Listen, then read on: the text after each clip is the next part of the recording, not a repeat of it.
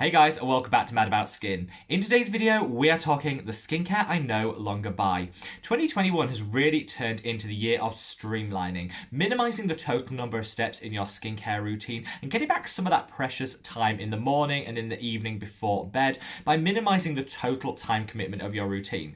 I am pretty rubbish when it comes to streamlining. I have like a 10-step skincare routine and it's really difficult for me to change that. But I did want to share some products which I have removed from my skincare collection and that I don't think I'm going to be replacing. Some of them help me save a little bit of time, others it's just because I found better products on the market. So sit back, relax, and let's talk the skincare I'm no longer purchasing. Now, before we jump into this, I would love to know the ways in which you've been able to streamline your skincare routine whilst maintaining those amazing outcomes. So if you've got any hints, tips or hacks, please sound off in the comment section below. And while you're down there, don't forget to give this video a like and subscribe and join our family if you haven't already. This video was very much inspired by similar videos that I saw on Abby Young and Kelly Driscoll's channel. I love both of their channels, and they did similar videos about their own streamlining experience, which I felt super inspired by, which is why I wanted to film my own equivalent. But I have both of their videos linked below, and I definitely recommend you check them out if you haven't already. Now, let's cut the waffle and dive straight into the first thing that I've eliminated from my skincare routine, and that is mix at home preparations. I was a total fangirl when The Ordinary brought out their ascorbic acid powder and niacinamide powder a couple of years ago. It was innovative, it was different, I got my hands on it and I couldn't wait to kind of add just a little bit, like a home chemistry set, add a little bit into whatever product I was using. I got some really great results from these products, but I just think, now the hype has passed, now the innovation has been and gone, I kind of just think, we haven't got time for that in our lives. I got a little bit fed up of the mess that it creates, having to quite carefully measure out because neither of the scoops were ever the right size for the amount you needed, mixing in your hands, it all became a little bit too much effort for the extra results you get. There's so many great new skincare products that combine vitamin C's and niacinamides already in there. I think that moment where we wanted to all create our own skincare and be our own little chemistry lab has kind of passed, or it has for me at least. So I'm saving that little bit of time out of my morning and evening routines by buying only pre-mixed formulations and doing away with the DIY at-home skincare. Second thing that I've really sought to eliminate from my routine is too many actives in cleansers. Now, I love a good cleanser. In fact, I featured all of my favorites in a video, which I'll link up there. I've become a little bit cleansing obsessed. I really enjoy it as part of a self-care element to my skincare routine, but I've tried to eliminate those cleansers that have too many active ingredients. The reason for this is because I don't think you're getting a lot of benefit from them. It's sitting on the skin for maybe 60 seconds, a minute and a half if you're really bougie and doing a full massage, but that's not long enough for any of these active ingredients to really have a meaningful impact on the skin, and so I don't think we're always getting the benefit we think we are from them.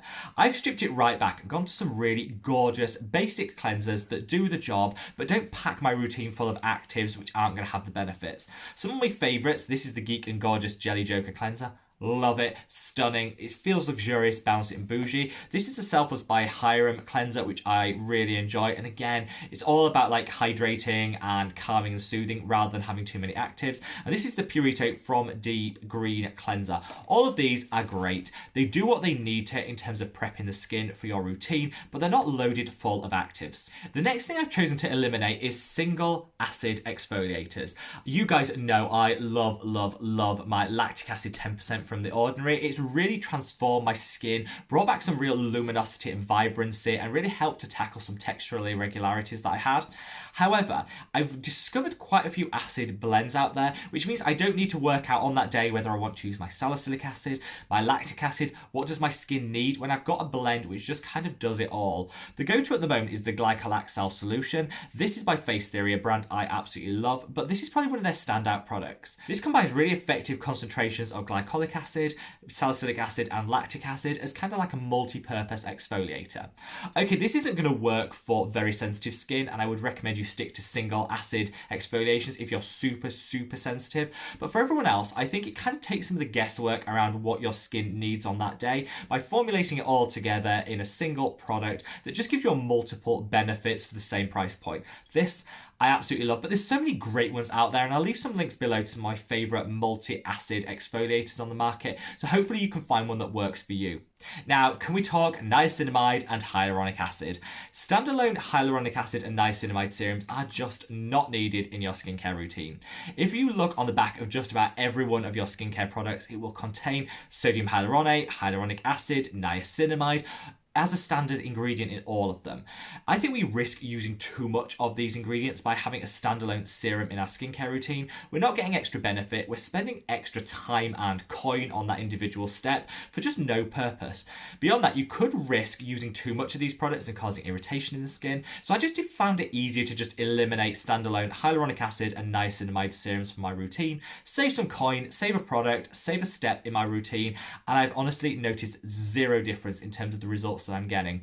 I already get that humectant fix from the hyaluronic acid in all my other products, and the same goes for niacinamide. In little quantities, it's gorgeous on my skin, but I think I was overdoing it and, supercharging the niacinamide in my routine, which was causing some irritation. So I've streamlined this out, saved some time, and honestly, my skin loves it. Now, finally, I've unsubscribed from all of the skincare subscription services I found myself sucked into. I'm not talking here about the Dermatica or the Curology, those prescription-led services where you can do an online consultation and get prescription strength products through the door without needing to go to the derm or your doctor. I'm talking about those that just offer skincare on a rolling basis. They take regular payments out of your account and they send you products through the post. The Function of Beauty is a really great example. This is the Function of Beauty cleanser. So I signed up to this, was super excited to try it. The products were okay, but the problem was it kept coming. I kept forgetting to cancel. The products kept coming month after month after month, and I honestly just didn't need the volume of product that they were sending. I think with a lot of these subscription services, brands overestimate. It's in their interest to overestimate the amount of products that you're actually going to use. So you end up with waste. You end up with far more of the products that you're ever going to use, and it becomes a little bit wasteful. I also don't think any of the ones I signed up to really delivered a whole lot for my skin, which is why I just did a mass cull of them. I cancelled all of them. I decided to just go out and purchase or online order the products I actually need, because that way you minimize the amount of waste, and they often get around this by taking your money every single month. You forget to cancel and then you've got the products and it becomes habit. For me, it was something that I got sucked into and I wasn't getting a whole lot of benefit, but I was creating quite a bit of waste. So that's one way where I've streamlined my collection and really minimized my total waste and footprint from the products that I choose to buy.